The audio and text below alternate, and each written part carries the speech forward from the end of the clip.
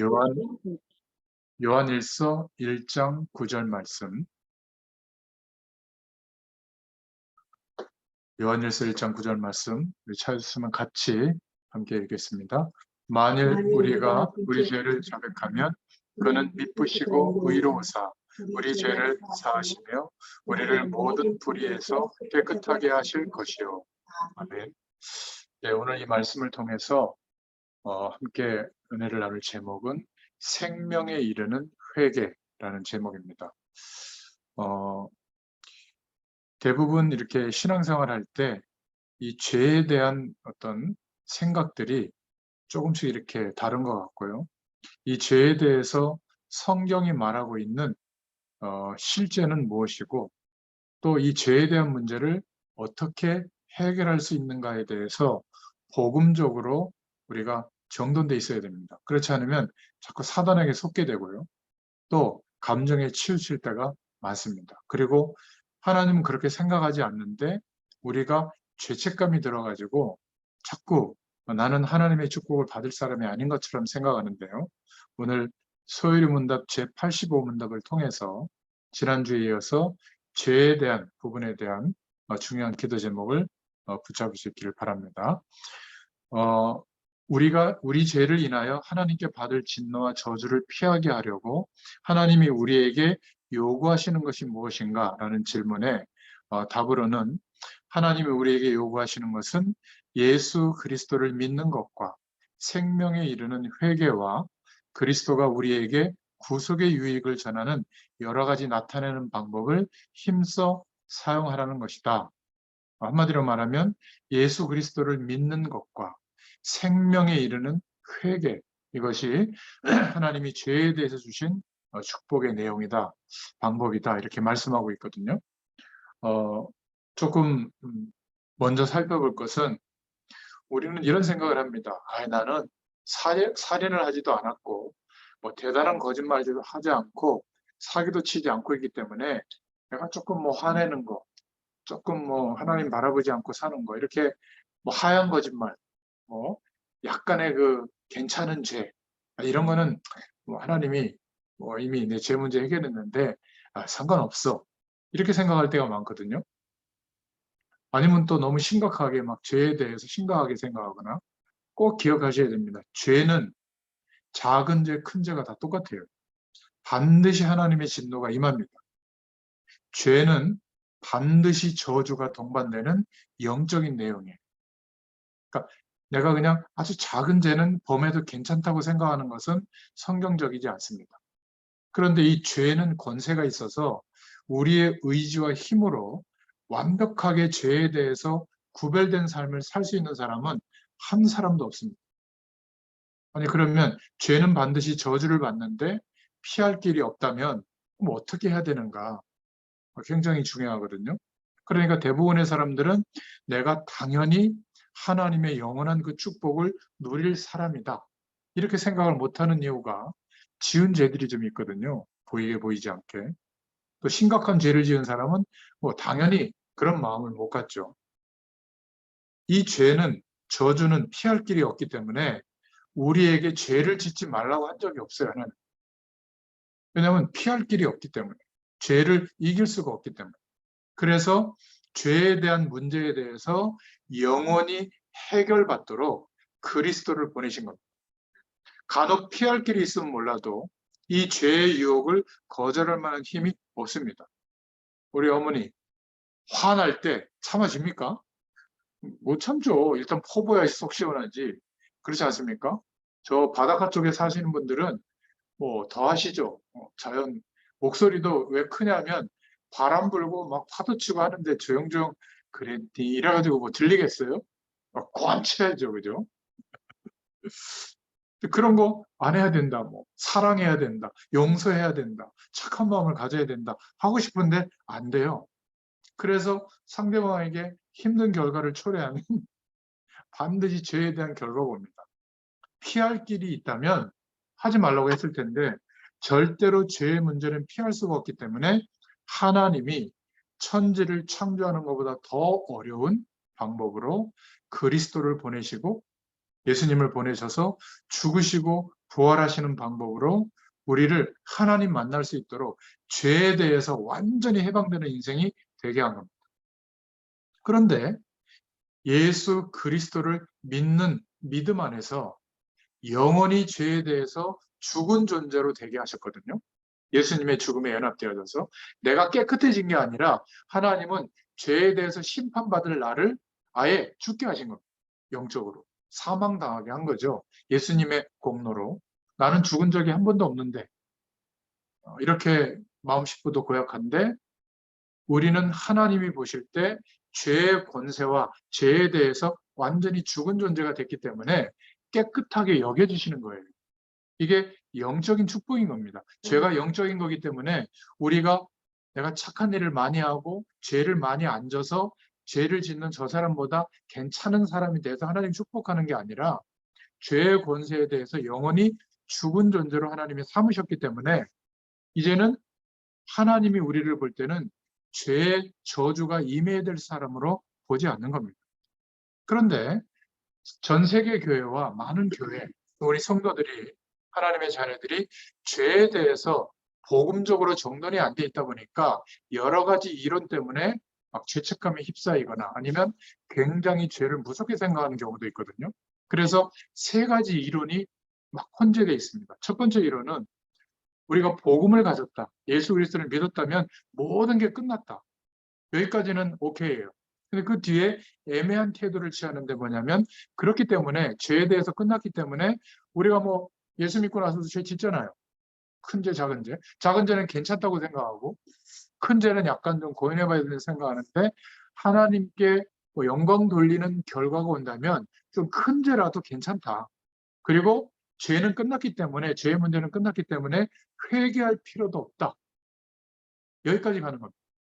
심지어 어떤 단체는 범죄고 해도 괜찮다. 결과적으로 뭐 하나님께 우리가 유익이 되는 결과가 온다면 뭐 나쁜 방법도 선택해도 괜찮다. 이건 굉장히 비성경적인 내용입니다. 아까도 말씀드렸죠. 죄의 권세가 임하면 사단이 장난치거든요.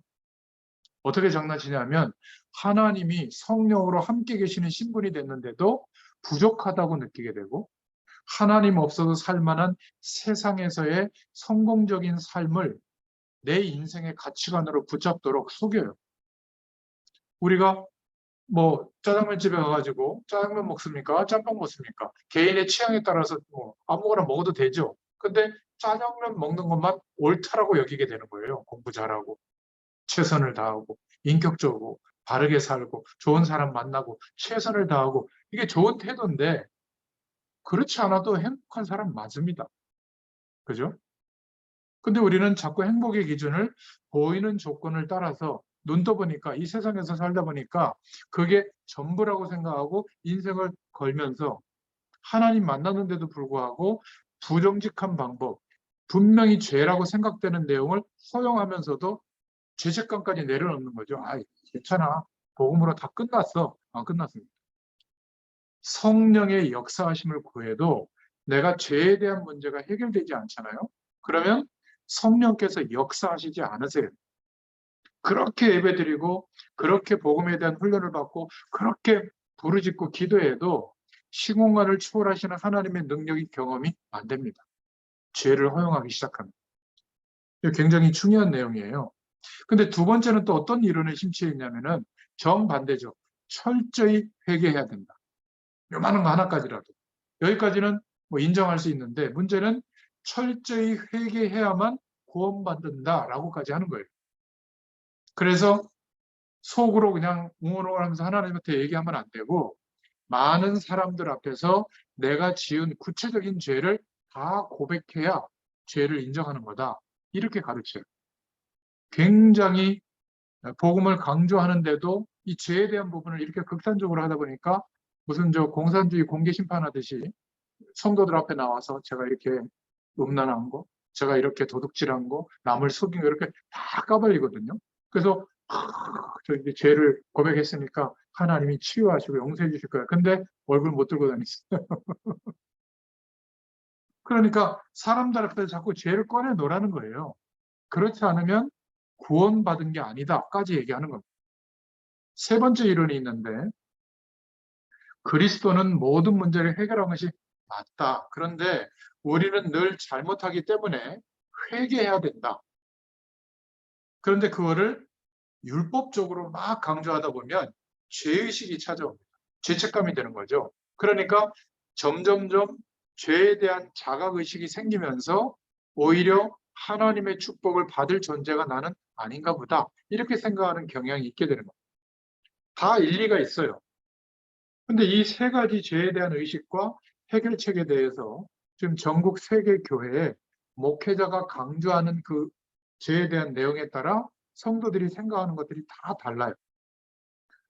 근데 죄 문제는 예수님이 해결했으니까 해결할 거 없다. 까짓 거 뭐 그냥 술 한 잔 먹는 거 뭐가 문제가 되겠냐. 까짓 거 뭐 이렇게 좀 나쁜 거짓말이 아니라 착한 거짓말 이게 뭐가 문제가 되겠냐. 그러다가 큰 거짓말도 막 과감하게 하거든요. 에이 뭐 사람을 죽이는 게 아닌데 이게 뭐가 대단하겠냐 말이지. 맞는 말인 것 같은데 성령이 역사하지는 않습니다. 또 철저히 회개해라. 그렇지 않으면 내가 사람들 앞에서 죄를 꺼내놓지 않으면 진짜 죄에 대해서 깨달은 게 아니다. 이렇게 말하기도 하고요. 또 모든 문제가 해결됐지만 잘못한 게 계속 있지 않느냐. 이거 회개하지 않으면 절대로 안 된다. 그것도 율법적으로 막 그것 때문에 너 복음 못 받는 거다.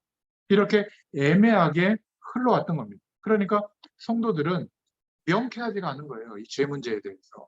스스로 짓는 주로 자범죄에 걸려들게 되는데 오늘 성경이 말하고 있는 분명한 답을 회복할 수 있기를 바랍니다.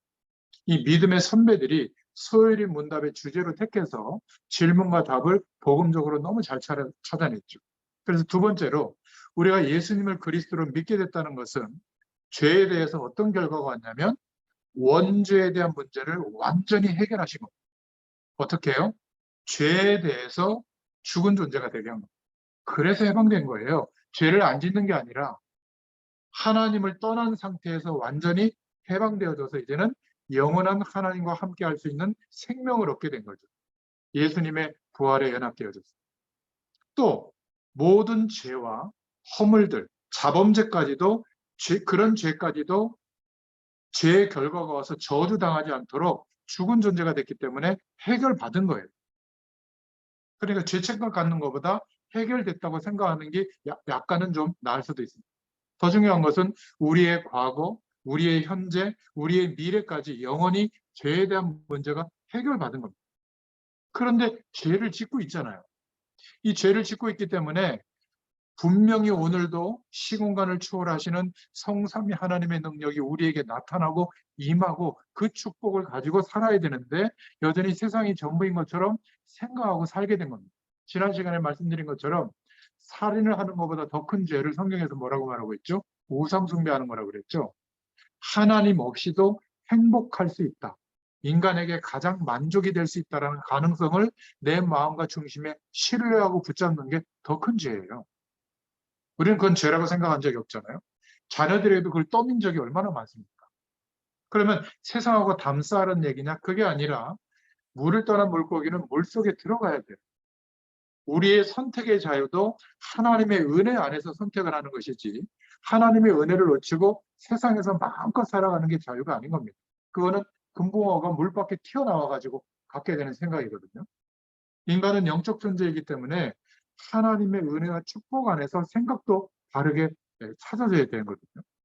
자, 그렇다면 우리가 후대들에게 또 우리가 복음 안에서 도와야 될 중요한 사람들에게 이 죄에 대한 문제와 해결책을 구체적으로 어떻게 설명해야 될 것인가? 세 번째로 우리가 소혜리 문답을 통해서 참 답을 잘 냈는데요. 우리가 붙잡아야 될 하나님의 약속은 무엇인가? 첫 번째는 하나님을 떠나서 출생했기 때문에 영원한 생명이 없이 출생해서 살잖아요. 내가 지은 죄가 아닙니다. 아담과 하와가 지은 죄인데 모든 인류에게 미치는 원죄의 결과로 불행해진 거거든요. 하나님을 떠나서 살기 때문에 어떤 것도 만족이 안 됩니다. 포기할 만한데 70, 80이 돼도 권력욕, 이성에 대한 생각, 뭐 돈은 종이에다가 화폐 어떤 가치를 부여한 건데 그 돈, 요즘은 돈이 아니라 숫자죠, 숫자. 예전에는 돈을 막 집안 금고에다가 막 쌓아놨잖아요. 근데 요즘은 숫자로 쌓아놓잖아요. 통장 잔고 핸드폰으로 저, 검색하지 않으세요? 그 숫자예요. 그 숫자가 뭐라고 거기다가 마음을 담고 막 없어지면 많아지면 숫자가 늘어나면 좋고 왜냐하면 그걸 가지고 가치를 사고 팔 수 있으니까. 근데 그게 전부가 아니라고 하는데도 보고 들은 게 그거밖에 없기 때문에 그래서 언제 세상 배경에서 해방되냐면 원죄 문제가 해결돼야 됩니다. 그러면 하나님을 만나지 못해서 시공간을 초월하는 하나님의 은혜와 능력이 경험되지 않았기 때문에 버린 것을 따라 살 수밖에 없었던 그래서 오는 재앙과 결핍과 한계와 고난은 완전히 해결되는 것입니다. 물속에 들어갔으면 물 밖에 놓일 때 삶이 아니지 물고기가 그 상태를 동경하면 안 되죠. 빨리 바닷속으로 막 들어가야죠. 그러지 않습니까? 근데 파도 타고 와서 좀 물 받기 좋은데 하고 쳐다보고 있다면 그거 이상한 거 아니에요?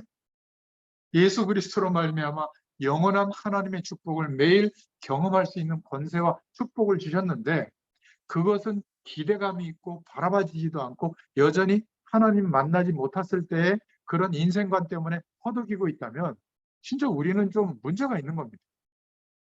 그래서 하나님이 참다 우리 힘으로 해결 안 되도록 우리의 인생을 극한으로 몰고 가실 때가 있어요. 이래도 그거 바라보겠냐? 노력해봐라 안 되지 않느냐? 이제는 내가 그리스도로 말미암아 너희에게 베풀어진 그 은혜를 좀 기대할 때가 되지 않았냐? 그게 하나님 자녀에게 허락하는 고난이에요. 실수도 하나님이 허락해야 우리가 실수할 수 있거든요. 잘못 선택하면 심각한 문제들이 오잖아요. 그래서 그런 겁니다. 그게 축복이라고 하는 겁니다. 구원받게 버려진 자들에게는 그런 깨달음이 안 와요. 더 술 먹고 더 타락하고 더 사기치고 살인해서라도 남의 거 뺏어오려고 하지 하나님의 자녀에게는 예수 생명이 있기 때문에 극한의 어려움이 올 때는 하나님 바라보거든요. 근데 너무 안타까운 것은 하나님 바라보는데 기대감은 전혀 하나님이 원하는 거하고 반대예요. 여전히 이 문제 해결해달라고. 언제쯤 내가 기대하는 인생이 되겠냐고. 성경이 말하고 있는 그 말씀으로 가리키고 있는 그 영원한 축복에 대해서는 기대감이 제로예요. 희한하지 않습니까? 여러분 제가 약속합니다. 매일 10분만이라도 성령으로 함께 하시는 성령의 충만함을 경험하게 해달라고 구해보세요. 그거 하나만. 하나 허락하십니다. 근데 그거는요. 성령 충만을 주세요. 아마 앞에 한 번만 딱 얘기하고 우리 자녀, 건강, 내가 직장의 일, 하는 일, 미래에 대한 성공, 어디 투자했던 거 잘 되도록 막 이렇게 나열하는 그 기도 제목 보면 결국은 세상 사람들 중에 굉장히 성실하게 일해서 얻는 내용들이에요. 다. 하나님이 말씀으로 약속하신 것을 내가 10분만이라도 간절히 기대하고 바라는 기도가 안 되고 있다는 거예요. 제가 약속합니다. 매일 1시간만 집중하잖아요. 세계 복음할 만한 결과가 내 하루의 삶 속에서 하나님이 완벽하게 준비해 놓으신 것이 보여질 거예요. 우리는 자꾸 더 성공하고 더 잘 돼서 전도와 선교를 할 수 있다고 생각하는데 그거는 세상 사업가들이 하는 생각이거든요. 이 세상의 문제, 사람들의 문제는 세상에 있는 내용으로는 치유가 안 돼요. 시공간을 초월하시는 하나님의 능력이 보여지고 체험돼야 해방되거든요. 물고기가 물 밖에서는 답이 없는 겁니다. 물속에 들어가야 돼요. 영원한 생명을 얻어야 영원한 하나님의 축복이 무엇인지 기대가 된다. 그 말입니다. 그런데 원죄에 붙들려 있으면 하나님 없이 살 만한 가능성으로 평생을 사는 겁니다. 완전히 함정에 빠진 거죠. 못 빠져나와요, 스스로. 알려줘야 되는 거예요. 저처럼 계속 무엇이 중요한지를 복음의 내용을 계속 알려줘야 되는데 조금 얘기해놓고 이제 사명을 감당해야 됩니다. 헌신해야 됩니다. 그러면 그쪽으로 오죠. 대부분의 성도들이. 근데 고달픈 거예요.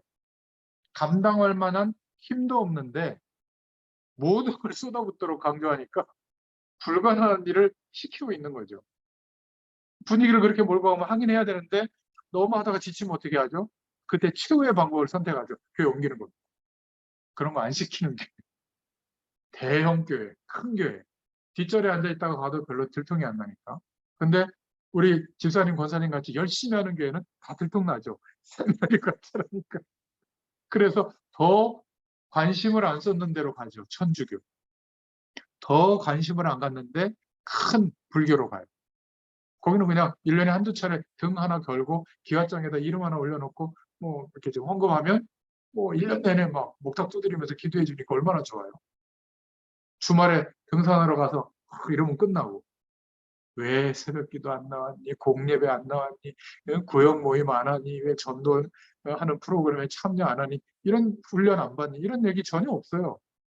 전화 한잔하고 가시게. 아니, 여러분 같으면, 불신자라면 어디를 가겠습니까?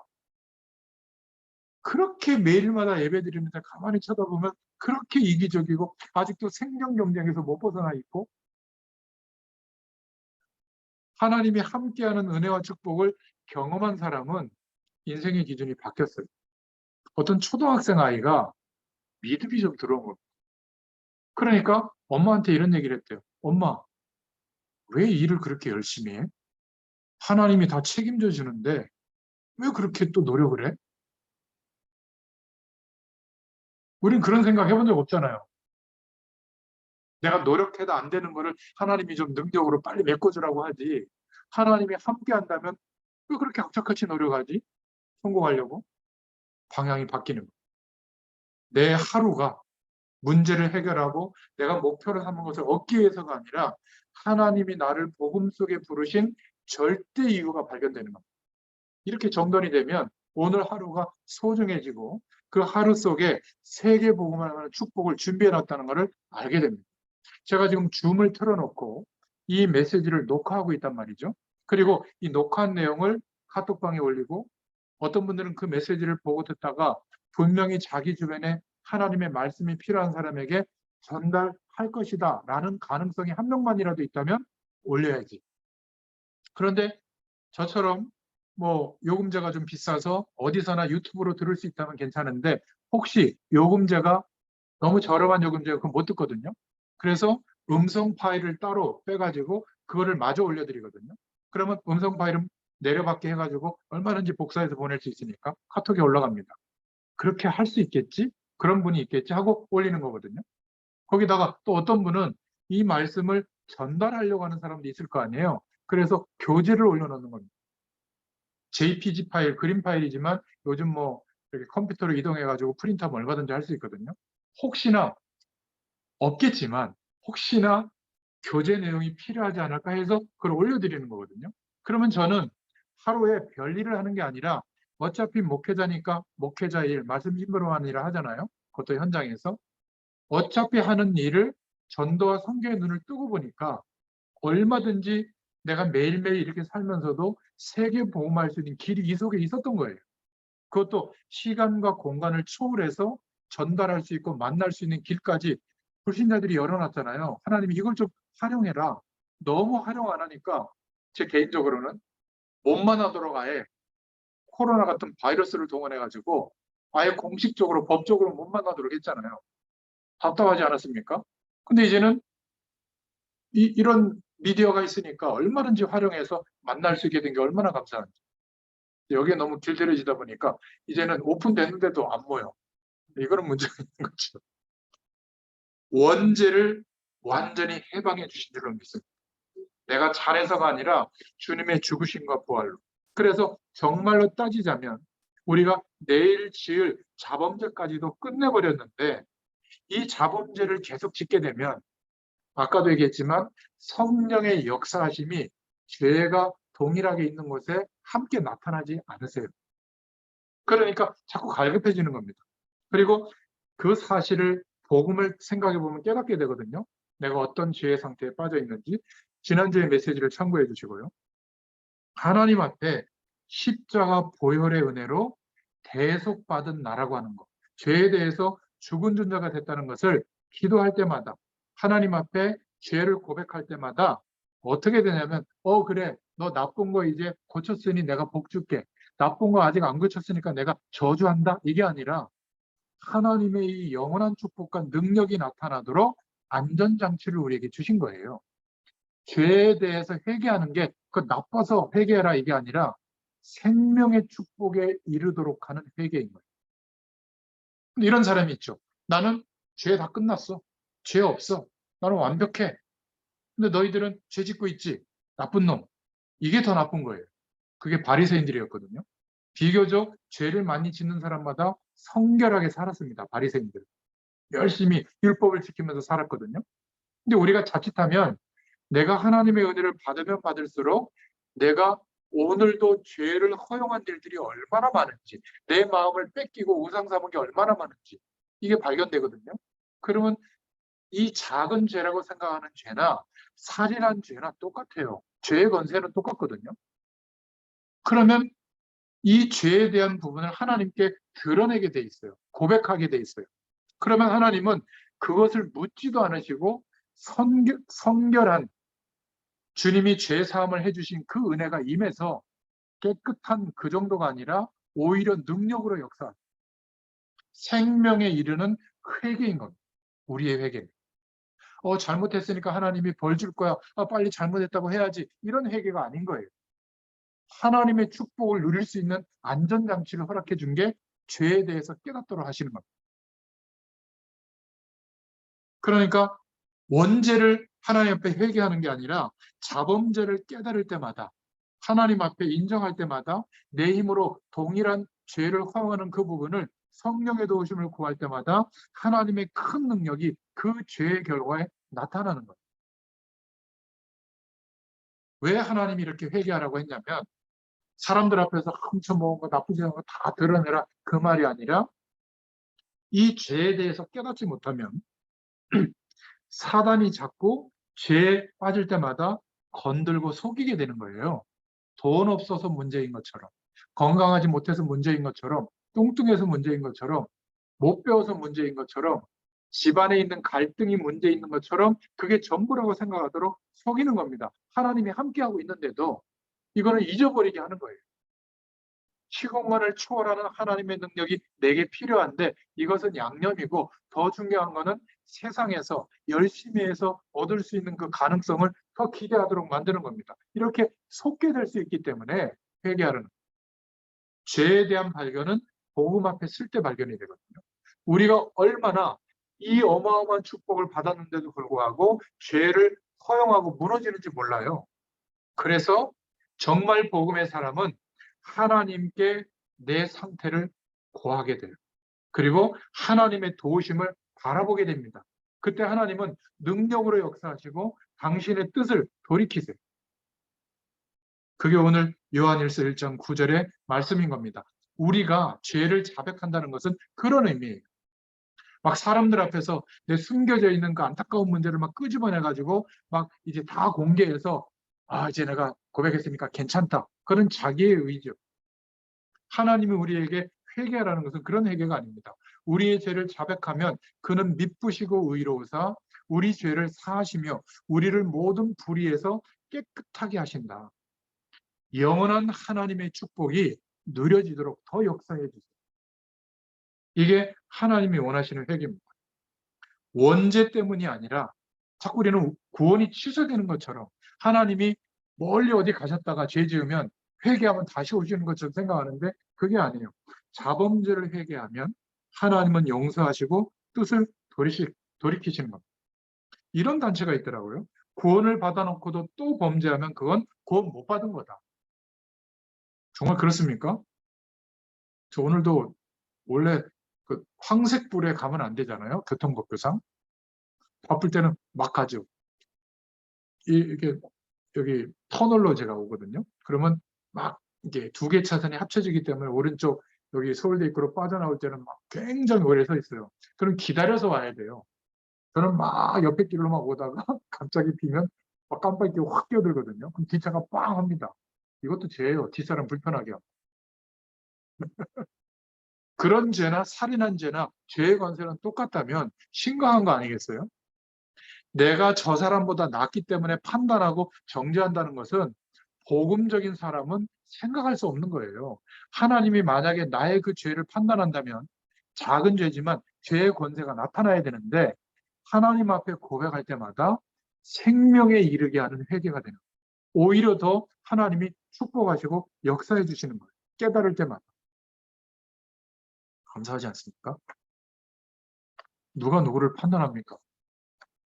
이런 은혜를 깨달으면 우리도 육신적으로도 허용하고 기다려주고 본인은 몰라도 용서해 주는 겁니다. 마음적으로. 잘못을 깨달으면 내가 어떤 상태라는 것을 안다면 기도 응답에 제일 빠르게 하나님이 반응해 주세요. 그래서 오늘 문답에 보면 예수 그리스도를 믿는 것과 생명에 이르는 회개, 이렇게 답을 한 겁니다. 아주 답을 잘 찾았죠. 바울은 이것을 깨닫고 이렇게 고백했습니다. 바울 사도는 로마서 7장 24절부터 25절에 보면 왜 나는 자꾸만 범죄할까? 그 대전도자가 그렇게 고백한 겁니다. 나는 선을 행하려고 하는데 왜 자꾸 내 안에서 악이 나오는가? 내 안에 두 개의 사람이 있구나. 자꾸 선을 행하려고 하는데 악이 나오게 하는 이 두 사람이 갈등하고 있구나. 그래서 바울은 뭐라고 고백했냐면, 그래서 그리스도를 주신 하나님께 감사합니다. 그리스도가 아니면 안 되는구나. 여러분, 저와 여러분은 끝까지 그리스도가 필요한 신앙 고백을 가지시길 바랍니다. 우리는 구원받아 놓고도 또 흔들려요. 그게 정상입니다. 왜죠? 죄의 권세를 내 힘으로 못 이겨요. 하나님의 자녀가 돼도. 여러분, 예수 이름으로 사단의 세를 결박 다 하시잖아요. 근데 100% 이깁니까? 저요. 제가 처음에는 얼마나 낙심이 되는지. 아니, 그러면 완벽하게 어떻게 이기냐? 그런 거 없습니다. 근데 하나님은 문제 삼지 않고요. 우리의 연약함을 고백하고 하나님을 바라볼 때마다 더 큰 축복으로, 더 생명의 축복으로 역사해 주세요. 우리는 어떻습니까? 인간적으로. 자녀들을 키울 때 용서해주고 참고 기다리다가 모아놨다가 어느 날 한계점에 이르면 폭발할 때 뭐라고 하죠? 내가 이런 거 저런 거 다 참았는데 이것이 말이야 한번 다 끄집어내지 않습니까? 하나님은 그런 거 없어요. 왜죠? 죄에 대해서 죽은 존재로 보신다. 사단에게 자꾸 속게 되고 하나님의 역사를 경험할 수가 없기 때문에 돌이키라고 하는 것이지 생명에 이르는 회개를 요구하십니다. 그래서 우리는 예수 그리스도의 십자가의 보혈을 의지해서 날마다 하나님 앞에 나아간다면 어떻게 되죠?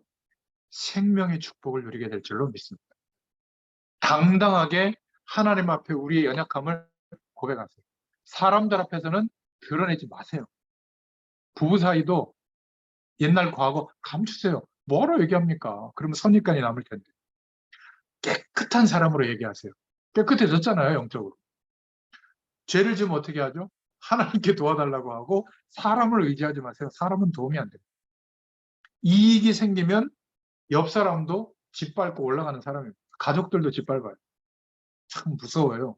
본능에 충실한 사람들, 세상 방법에 치중해 있는 사람들은 무섭습니다. 사람은 의지해야 될 대상이 아니라 믿음의 대상은 하나님밖에 없습니다. 사람은 이해해줘야 돼요. 죄의 권세에 사로잡혀 있으니까 불신자들하고 우리는 영이 다르거든요.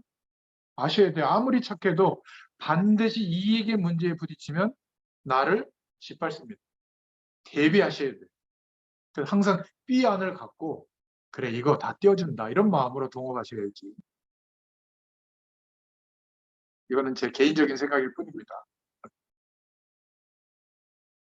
실제로 우리는 어떤 죄의 영향권 안에 있는가를 매일 복음을 붙잡으면, 아니 생각 안 해도 알게 해주세요. 성령이 조명해 주시거든요. 그래서 우리는 진실 그리고 사실 앞에서 그 중요한 게 아닙니다. 보수가 좋고 진보가 좋고 이거는 진실 사실 막 겨루는 거거든요. 그게 필요 없다는 게 아니라 진실과 사실을 따라 우리가 살면 망해요. 진실과 사실을 복음의 눈으로 볼 수 있어야 되는 겁니다. 그러니까 죄에 대한 모습도 저 사람이 저런 죄책감을 갖고 있구나. 아니면 죄에 대해서 끝났다고 생각하고 육신적으로 깨닫고 방종하고 있구나. 그죠? 너무 율법적으로 생각해서 당당히 생명에 이르는 회개를 하면 되는데 너무 어렵게 회개를 생각하고 있구나. 알려줘야 되는 거예요. 근데 우리가 죄에 대해서 해결책이 정돈이 성경적으로 안 돼 있으면 우리도 헷갈리는 거예요. 걸리는 거 다 있지 않습니까? 복음의 눈으로 볼 때 나를 진실, 내가 어떤 상태에 있는가, 다른 사람을 영적 상태를 사실로 보고 복음적 시각으로 해석하면 어떻게 내가 도와줘야 될지가 드러납니다. 굉장한 것들이 우리의 현장의 삶에서 변화가 일어나기 시작합니다. 삼자 대면하자 막 싸우지 않아요. 오해받아도 인정해 줍니다. 미안하다고. 내가 고치겠다고. 이러면 끝나요. 근데 막 억울해가지고 밤에 막 잠도 못 자고 막 누그럭누그럭하고 그 사람 또 만나면 참았던 게 또 막 끓어오르고 한번 딱 건들면 또 폭발하죠. 아직 해소가 안 된 거예요. 보혈의 능력이 임하지 않은 겁니다. 상관없어요. 사람들이 바라보는 평가 때문에 내 인생이 흔들리고 바뀐다는 것은 아직 시공간을 초월하는 하나님의 능력을 경험하지 못한 사람이에요. 감정이 상할 수는 있습니다. 인간이니까. 그런데 하나님의 은혜를 조금만 묵상해 보면 넘어설 수 있는 거예요. 그래서 주님 앞에 계속 쓰임 받으러 가면 사도 바울처럼 그런 고백이 우리에게 있어야 될 줄로 믿습니다. 나는 항상 영원히 그리스도가 필요한 사람이다. 복음이 필요하다. 하나님의 은혜가 필요하다. 내가 지금까지 살아온 것은 내 열심과 노력 때문이 아니라 하나님의 사랑 때문이구나. 하나님의 은혜 때문이구나. 그렇다면 내 남겨진 삶을 살아가는 것도 하나님이 함께 한다면 괜찮은 거구나. 내가 주를 위해서 일하는 것도 하나님을 도와드리는 게 아니라 이 놀라운 시공간을 초월하는 은혜를 경험해 보니까 그 은혜가 너무 감사해서 조금 헌신하는 거예요. 나의 남겨진 인생의 방향은 하나님의 영광을 위해서 오늘이 있는 겁니다. 이미 우리는 원죄로 오는 결과는 영원히 끝난 겁니다. 우리가 연약하기 때문에 죄의 권세를 우리의 힘으로 이기려고 해보다가 아무리 열심히 도전해봐도 흔들려요. 자범죄는 넘어설 수 없는 장벽입니다. 그러나 이것조차도 깨닫고 하나님께 인정하고 도움을 요구할 때 하나님은 용서하시고 뜻을 돌이키실 뿐만이 아니라 생명에 이르는 회개가 되도록 더 축복해 주시는 줄로 믿습니다. 우리의 연약함을 하나님은 알고 계세요. 그래서 내가 강하고 대단한 사람이 되는 게 중요한 게 아니라 얼마나 내 자신이 연약한지를 하나님 앞에서 인정하는 게 더 중요해요. 그러면 그 나머지 부분은 하나님의 전능자의 능력으로 채우십니다. 그러니까 열심히 해도 결과가 오고요. 열심히 하는 능력이 없어도 그 결과가 똑같이 와요. 더 나은 결과가 와요. 근데 뭐 그렇게 인생을 야곱처럼 고단하게 사시려고 합니까? 하나님의 은혜를 믿고 축복을 믿고 기대하고 그 은혜를 경험한 상태로 오늘 하루를 살아보세요. 달라집니다. 분명한 결론을 내리셔야 되겠습니다. 꼭 적어놓으세요. 우리 인생의 모든 것들은 전부 지나갑니다. 하지만 변하지 않는 게 하나 있어요. 예수 그리스도로 말미암아 하나님의 자녀 삼으신 우리를 하나님은 자기 자녀를 절대로 어떤 존재에게도 어떤 세상의 문제에도 빼앗기지 않으세요. 우리가 하도 잘못하고 있기 때문에 자범죄가 많아서 고생이 많아서 그렇지 마귀에게 늘 속고 놀림받아서 그렇지 하나님은 절대로 우리를 놓치지 않으십니다. 어떤 상황에서도. 이게 성경의 결론이에요. 자, 그렇다면 혹시 우리 중직자분들 오늘 말씀 들을 때 꼭 기억하시기 바랍니다. 하나님이 보실 때 직분자들에게 가장 큰 죄는 살인하는 거 아닙니다. 사기치는 거 아니에요. 뭐 그런 죄를 지으라는 게 아니라 진짜 중요한 죄는 복음을 전하는 일에 자기도 모르게 막는 거예요. 재정이 안 되는데요? 지금은 그런 거 할 때가 아닌데요? 그런 적 없습니까? 거기에 부안해동 한 적이 없습니까? 이게 직분자들에게 하나님이 굉장히 중요하게 보시는 내용이에요. 내가 만약 그게 믿음으로 안 하다 할 때는 기도하면 돼요. 반대표 던지지 마시기 바랍니다. 참 중요한 거예요. 그러니까 우리가 볼 때는 수지타산이 안 맞고 불이익이 오는 것 같은데 하나님이 원하시는 일이라면 우리는 불이익이 와도 해야 되잖아요. 순교라고 하는 세상이 다 막아도 우리는 그것을 드러내야 돼요. 그럴 때가 있습니다. 그죠? 언제죠? 우상숭배에 앞장서는 요구를 할 때 우리는 죽어도 못하죠. 세상 배경이 더 크다라고 강조할 때 저는 아니라고 말할 거예요. 그것 때문에 불이익이 와도. 목회자가 무엇이 중요한지를 말하라고 할 때 저는 말할 겁니다. 목회는 하나님이 목회자를 세우신 이유보다 목회가 더 중요한 게 아니에요.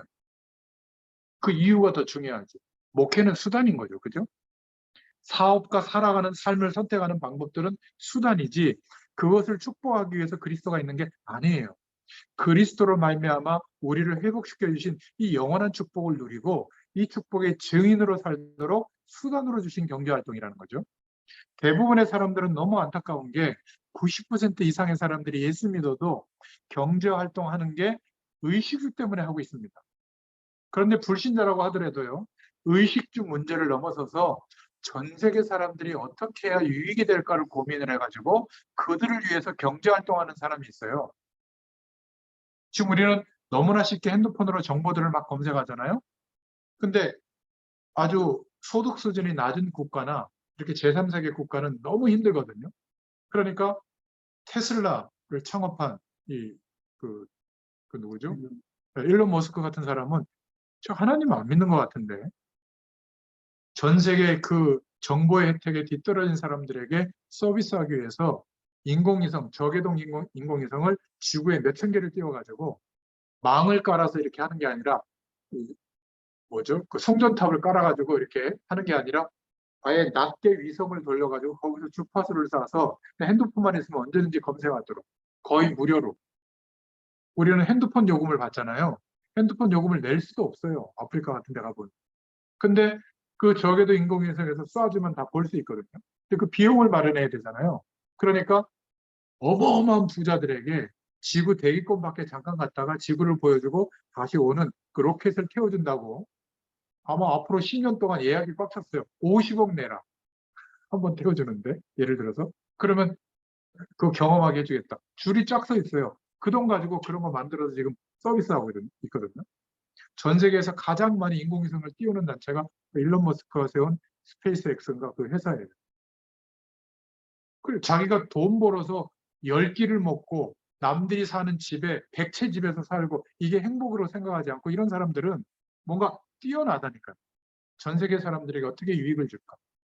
아니 모든 세계 사람들의 핏줄 속에 코카콜라가 흐르게 하자. 이게 코카콜라 창업한 사람의 모토예요. 대단하지 않습니까? 우리는 열심히 벌어가지고 집 사고 별장 사고 건물 몇 채 사가지고 나오는 이자 수입으로 먹고 노는 게 꿈 아니에요? 경제적 자유 오는 거? 대한민국에 강타하고 있는 10대, 20대들도 그런 생각하고 있더라고요. 그건 꿈이 아니에요. 가장 동물적으로 사는 거거든요. 그 꿈은. 그냥 뭐 먹고 논다는 거 아닙니까? 내 경제활동의 노력이 이유가 있어야 되는데 그 이유는 없이 그냥 경제활동 돈 벌려고 하는 거예요. 그거는 재앙 속에 갇히는 겁니다. 하나님이 우리 인생을 책임진다면 나는 왜 경제활동을 해야 되는가? 자녀들에게 무엇 때문에 돈을 벌고 직업을 가져야 되는지를 말해줄 이유가 있어야 되잖아요. 그 이유가 지금 없다니까요. 왜 공부하는지. 너 공부 안 하면 돈 못 벌어. 편안한 직업 못 가게 돼. 좋은 사람 못 만나. 이래서 공부한다면 세상의 가치관과 다를 게 뭐가 있겠습니까? 직분자들이 가져야 될 생각. 하나님께 영광이 되는 복음과 전도와 선교에 하나님이 원하신다고 판단이 되면 우리는 생을 걸어야 돼요. 아니면 믿음의 기도라도 쌓아야 되는 겁니다. 꼭 기억하시기 바랍니다. 두 번째, 우리 말씀을 듣는 저와 여러분 중에 혹시 습관적으로 죄를 범하는 좀 그런 습관을 가진 분들이 있을 겁니다. 그것을 하나님이 아세요. 그러면 그 습관을 벗어나지 못하면 죄를 자꾸 허용하면 어떻게 되죠? 은근히 사기치고, 은근히 거짓말하고, 은근히 막 부정직하게 살고, 은근히 막 음란한 걸 쫓아가고, 은근히 막 도둑질하고, 도둑질하는 것도 여러 가지 범주가 있죠. 공식적으로 해먹는 도둑질도 있더라고요, 보니까. 분명히 다른 사람 피해가는 거 아는데 법에 저촉되지 않는다고 불이익을 주는 거예요. 너무 안타깝죠. 갭 투자하게 만들어 놓고 다 부도 처리해버리는 겁니다. 그러면 거기에 들어가서 전세금 들고 살았던 사람들은 전세금 하나 못 받거든요. 벌금 한 1억 내고 마는 거예요. 몇백 채 집 가지고 갭 투자해가지고. 그래가지고 막 몇백억 남기면 그게 괜찮은 수입이에요? 전 양심에 찔려서 못 살 것 같은데 이런 사람들이 대한민국에 너무 많은 거예요. 그래서 습관적으로 그런 죄를 허용하는 분들은 하나님이 아시기 때문에 한꺼번에 해결하려고 예수 믿고 나서 해결하려고 하면 안 됩니다. 성령의 도움을 요구하시면서 하나씩 하나씩 절제하면서 고쳐나가셔야 돼요. 그러면 어느 날 완전히 시시해지는 상태가 오거든요. 벗어납니다. 그래야 시공간을 초월하는 성령의 역사하심을 통해서 하루를 살게 돼요. 세상 배경이 그렇게 중요해지지 않게 됩니다. 한꺼번에 해결하려고 하면 또 안 좋은 습관으로 또 들어가게 되는 거예요. 세 번째는 이미 저와 여러분 가운데는 어떤 사람들은 이미 시달릴 정도로 죄의 결과로 영적 문제가 와 있는 사람들도 있을 거예요. 이 영적 문제가 덮친 사람들은 어떤 상태냐면 가까운 가족들, 주변의 사람들이 다 아는데 본인만 몰라요. 거꾸로 본인만 괜찮다고 생각해요. 막 그 관공서 같은 데 보면 계속 민원 듣는 사람이 있거든요. 자기는 의로운 사람이야. 근데 주변이 다 싫어해요. 교회도 그런 사람이 있거든요. 이 세상에서 이런 아무도 안 알아주니까 교회 와가지고 막 지적해요. 주보 틀린 글자 하나까지 찾아가지고 막. 어떤 분은 저한테 그러더라고요. 왜 똑같은 넥타이를 계속 매냐고. 목회자가 사람들 앞에 쓰면 서비스 정신이라도 있어야지 넥타이는 안 사줘요. 그러니까 이게 영적 문제가 와 있는 사람은 자기는 의롭고 오직 예수고 세계복음화인데 가족들조차도 싫어하는 겁니다. 영적 문제가 덮쳐 있고 시달리고 있는데 그렇게 생각 안 하는 거예요. 이 사람들은 답이 없습니다. 아무리 신비한 체험에도 그거는 잠깐이지 답이 없어요. 딱 한 가지밖에 없어요. 하나님의 말씀을 붙잡고 하루에 한 번은 깊이 하나님의 도우심을 구하는 기도 속으로 들어가요.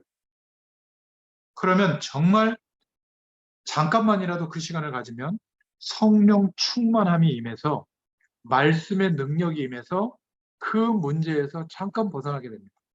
그리고 깊이 기도하기 때문에 뭔가 체험이 올 수도 있거든요. 근데 그 체험은 중요한 게 아니에요. 거기에 자꾸 빠지거든요. 음성이 들렸다. 환상이 왔다. 병이 나았다. 안 좋은 막 고질적인 문제가 해결됐다. 그거는 영적 현상을 경험한 것이지 시공간을 초월하시는 하나님이 함께하는 축복에 의한 아무것도 아니거든요. 또 어떨 때는 깊이 기도하다 보면 영적 문제가 심각한 사람은 입신한다고 하죠. 쓰러질 수도 있어요. 하나님의 막 은혜를 막 심하게 받아서. 그것도 중요한 게 아니에요. 근데 막 내가 막 천국 갔다고 막 감정하고 돌아다니는 사람들이 있는데 그거는 본질은 놓치고 체험한 것만 자꾸 얘기하는 거거든요. 그건 아무것도 아니에요. 하나님이 함께하는 축복에 비하면. 또 기도에 깊이 들어가다 보면 방언이 터질 수도 있거든요. 초대교회도 일어났던 일이니까 방언이 그 대단한 거 아니에요. 무속인도 다 합니다. 영적 현상 중에 동반되는 어떤 그런 증상들이거든요. 방언 안 하고 뭐 구원 못 받았다고까지 하는 그런 단체들도 있는 것 같은데 아닙니다. 영적 체험은 올 수도 있고 안 할 수도 있어요. 거기에 몰두하면 치유 안 됩니다. 오히려 더 특별한 메시지, 특별한 기도 방법, 특별한 영적 현상을 경험하려고 하다 보면 영적 문제는 해결되는 게 아니라 더 깊어져요. 사람을 추종하거나 그 영적 현상이 일어나는 역할을 해주는 영매 역할을 하는, 저는 그게 목사의 가운을 입고 나타나도 영매라고 보거든요. 목회자는 그거를 보여주는 게 아니에요. 하나님이 누구신지, 하나님의 방법, 그리스도의 능력이 어떤 것인지, 그리스도로 말미암아 우리에게 회복되어진 성경이 말하고 있는 진짜 축복이 무엇인지 이것을 스스로 경험하도록 도와주는 거거든요. 그리고 전도자로서는 성령의 열매는 뭐죠? 나와 있잖아요. 사랑과 온유와 절제와 양성과 충성, 이 9가지 열매로 판단하는 거예요. 성령 충만하면 그 결과가 내가 아니라 주변 사람들이 알게 되는데 다 싫어하고 있는데 나만 충만한 거예요. 그건 문제 있는 겁니다. 영적 문제 있는 분들은 걱정하지 마시고 이미 그리스도 안에서 우리는 끝난 존재예요. 복음 안에 하나님의 능력을 경험할 때마다 하나씩 하나씩 치유될 줄로 믿습니다. 저는 오늘 결론을 맺으면서 여러분들을 생각하고 기도할 때마다 기대하는 게 있어요. 이렇게 되시겠지. 복음으로 완전히 답을 나서 죽어도 괜찮다. 주의 영광이라면. 복음에 대한 하나님의 은혜와 사랑에 대한 이 정도의 가치를 회복한 사람이 될 줄로 믿습니다.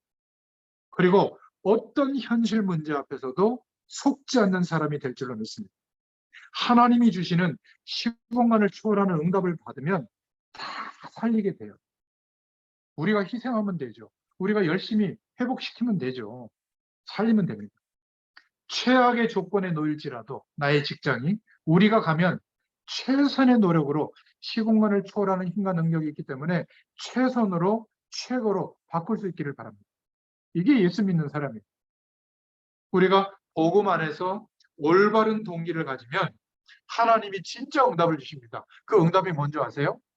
성령의 인도를 받게 됩니다. 이게 진짜 응답이에요. 하나님이 원하시는 게 보여지고 거기에 내 생을 들였더니 하나님이 시공간을 초월하는 능력으로 역사하시니까 되어지는 겁니다. 절대로 전도와 선교, 세계복음화는 우리가 하는 게 아니에요. 하나님이 하십니다. 지금도. 나의 인생을 통해서 하나님이 하시는 게 믿어져야 오늘 하루가 의미가 있어지는 거예요. 나의 작은 일이 문제가 의미가 있는 겁니다. 왜? 이 내용을 통해서 하나님이 하시는 게 그때 보여지거든요. 내가 노력할 게 없어요. 믿음이 회복돼야 될 줄로 믿습니다. 그러면 적어 놓으세요. 복음 안에 있는 영적인 힘을 가지게 됩니다. 복음 가진 영적인 힘이 있는 목회자가 돼야 되죠. 복음 가진 영적인 힘이 있는 산업인이 돼야 돼요. 복음 가진 영적인 힘이 있는 엄마가 돼야 돼요. 복음 가진 영적인 힘이 있는 우리 후대들이 돼야 됩니다. 그래야 10% 정도의 사람들이 전 세계 사람들을 위해서 생각하고 고민해서 만들어진 산업구조로 사람들이 변화되어져 가고 있거든요. 3차 산업혁명은 모든 사람들의 활동을 미디어에서 볼 수 있도록 인터넷에서 사용할 수 있도록 바꾸는 게 3차 산업혁명이었거든요. 근데 4차 산업혁명은 뭐냐면 모든 경제활동과 만남들을 시간과 공간과 국경과 세대를 초월해서 만나고 경제활동이 되도록 이제는 옮겨버린 거예요. 그래서 플랫폼이라는 단어가 나오잖아요. 이제는 우리가 물건 사러 안 가도 핸드폰 안에서 주문 다 하고 받아보잖아요. 사람들도 거기에서 만나잖아요. 근데 이것을 10% 정도 되는 사람들이 만들어낸 거예요. 의식주에 매달리는 사람들이 아닙니다. 세계를 변화시키는 그런 노력을 하고 있거든요. 근데 문제는 예전에는 밭에서 들에서 일하고 집에 들어오면 허리 쑤시네. 그 농약 어떻게 사야 되나. 물건 그 열매 맺은 거 어디다 팔아야지. 그때 고민이 되거든요. 근데 지금은 24시간 국경을 초월해서 신공간을 초월해서 계속 스트레스 받아요. 이 사람들이 만들어낸 가치는 세상을 발전시키고 우리에게 유용한 혜택을 주는 것 같지만 하나님과 함께하는 축복을 얘기하는 게 아니기 때문에 영적 문제가 24시간 덮칩니다. 빠져나갈 구성이 없어요. 왜 캠핑 문화가 번지는지 아세요? 혼자 어디 조용한 데 가서 뭐 하고 이렇게 있고 싶은 거예요. 24시간 나를 쪼여오니까 이런 생각들이. 핸드폰도 좀 안 하고 그냥 한 1박 2일 정도 자연소리, 새소리 들으면서 멍하니 있다 오고 싶은 겁니다. 왜죠? 24시간 일을 시키거든요. 카톡으로 막 답장 줘야 되고. 아니면 막 무슨 뭐 정보가 얼마나 많습니까? 그거 모르면 안 되고 말이에요. 그렇지 않습니까? 거기서 뒤떨어지면 영원히 꼴찌예요. 공부는 지금 하셔야 돼요. 대학에서 하는 게 아니라. 희한한 시대가 된 겁니다. 그래서 하나님이 누구를 부르셨어요? 저와 여러분을 부르신 겁니다. 그래서 어떻게 되도록 우리를 바꾸시는 거죠? 따라하세요. 복음 가진 영적인 힘이 있는 여러분들 이름 대세요. 임대서. 네. 영적인 힘이 있는 이 정도가 아니라 복음 가진이 중요한 겁니다. 복음 가진 시공간을 초월하는 영적인 힘이 있는 저와 여러분으로 세우시는 과정이 오늘까지예요. 그렇다면 죄에 대한 문제를 하나님이 너 죄졌지 회개해 이게 아니라 우리가 범하는 자범죄까지도 하나님은 영적인 힘이 있는 복음 가진 사람으로 바꾸시려고 회개하라고 하는 겁니다. 그래서 오늘 제목이 생명에 이르는 회개. 이것은 축복인 줄로 믿습니다. 기도하겠습니다. 하나님 너무 감사합니다. 하나님께서 원하시는 자들로 저희들을 부르시고 하나님의 이 시공간을 초월하는 보좌의 능력이 우리의 삶의 근거가 되게 하시고 능력이 되도록 역사해 주시는 줄로 믿습니다.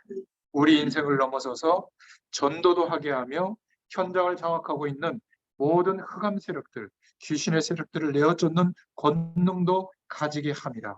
제자들을 부르셨을 때 그 말씀이 우리에게도 동일하게 이유 있는 말씀인 줄로 믿습니다. 복음 가진 영적인 힘을 가지고 있는 우리 한 사람 한 사람으로 하나님께서 부르시고 세우시는 축복이 있게 되도록 이번 한 주일 동안에도 역사하여 주시옵소서. 어떤 죄에 대한 문제에 대해서도 해방되게 하시고 오히려 하나님 앞에 깨닫고 인정할 때마다 생명의 축복을 누리는 하나님의 큰 회복의 역사가 일어나는 오히려 축복의 도구가 되게 하여 주시옵소서. 예수님의 이름으로 감사하며 기도드렸습니다. 아멘. 감사합니다.